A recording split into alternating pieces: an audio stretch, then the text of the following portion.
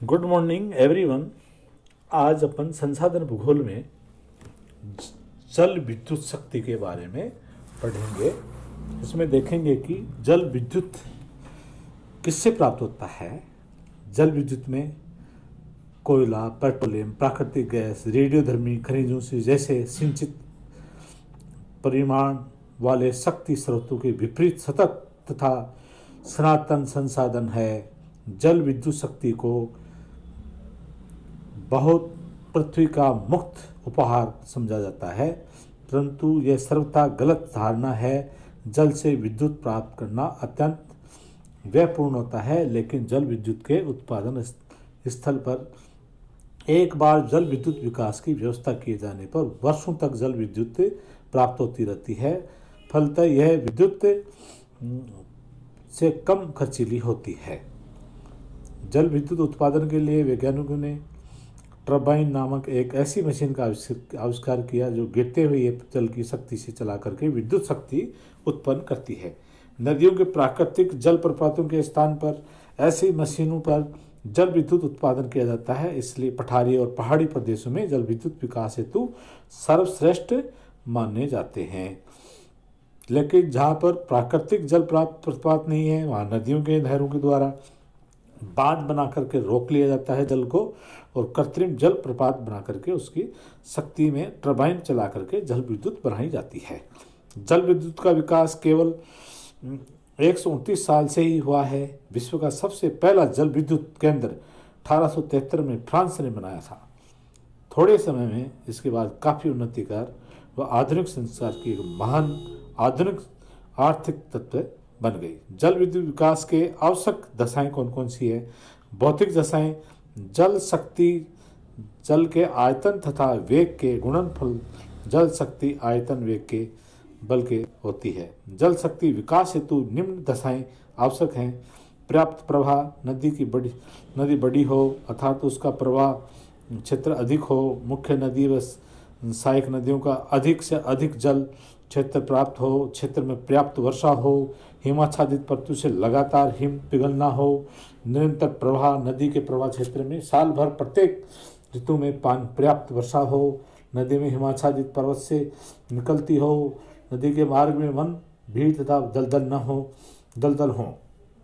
तीव्र वेग, जल प्रवाह का वेग मुख्यतः धरातल के ढाल पर निर्भर करता होता है। भूमि ढाल होने के कारण नदी तीव्र प्रवाह वाली होगी। पर्वतीय पठारी क्षेत्र जल विद्युत के आदर्श होगा। ऊंचा नीचा धरातल होना चाहिए। धरातल का ऊंचा नीचा होना आवश्यक है ताकि प्रपात बन सके, जल टर्बाइन पर गिर सके। जितनी ऊंचाई से गिरेगा पहिया उतनी ही तेज गति से घूमेगा, जल विद्युत उत्पन्न होगी। आर्थिक व मानविक दशाएं आदर्श भौतिक दशाओं को प्राप्त होते भी है। आवश्यक नहीं है कि वहाँ पर जल विद्युत का विकास हो। इस हेतु सामूहिक रूप से निम्न कारक होने चाहिए। पर्याप्त मांग होनी चाहिए, पूंजी भी होनी चाहिए, प्रभावित ज्ञान होना चाहिए।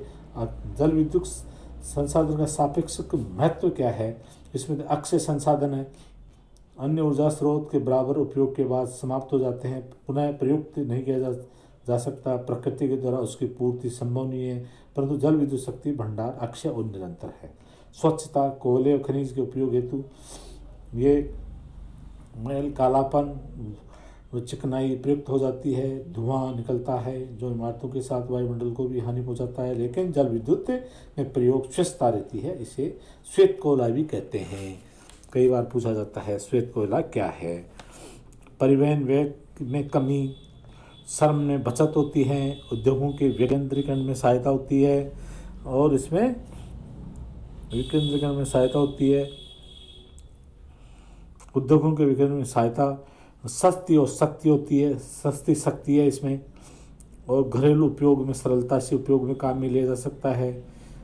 तेल और कोयले की अपेक्षा ये सस्ती आसानी से लाया जा सकता है। समापनीय शक्ति संसाधनों की बचत, जल विद्युत सतत शक्ति संसाधन है। स्थानीय संसाधन के स्थान पर इसका प्रयोग किया जाना चाहिए ताकि उन्हें अधिक समय तक सुरक्षित रखा जा सके। शक्ति व कम व्यय होता है, इसमें विशेष उद्योगों में उपयोग में लिया जा सकता है इसको काम में। बहुत सुलभ जल शक्ति की सुलभ शक्ति अनुमान लगाना बहुत ही कठिन कार्य है। अनुमान लगाना बहुत कठिन, क्योंकि नदियों के प्रवाह में परिवर्तन होता है और इसमें अनुमानित आंकड़े गलत सिद्ध हो सकते हैं। निम्नतम प्रवाह पर आधारित विश्व की कुल संभाव्य जल शक्ति 49 करोड़ किलोवाट और मध्याह्न प्रवाह के अनुसार 150 करोड़ किलोवाट है। और यदि यही प्रवाह अनेक यंत्रों की स्थापना की जाए तो संभाव्य जल शक्ति और बढ़ जाएगी और विश्व के माध्यमिक जल शक्ति का राशि रूप अपन देखते हैं कि करोड़ अश्व शक्ति के रूप में महाद्वीप अफ्रीका महाद्वीप में सबसे ज़्यादा 27.2 संभाव्य क्षमता है और विश्व का प्रतिशत 42% है। एशिया में 15 और विश्व का प्रतिशत 23 है।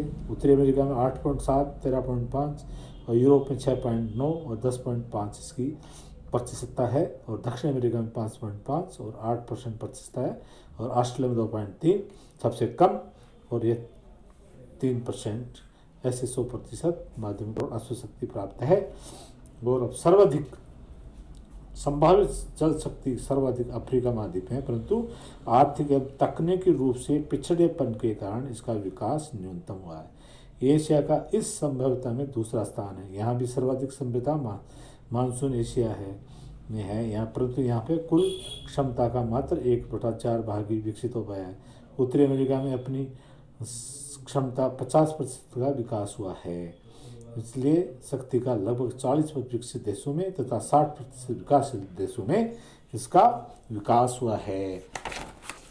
अपन देखते हैं कि इसमें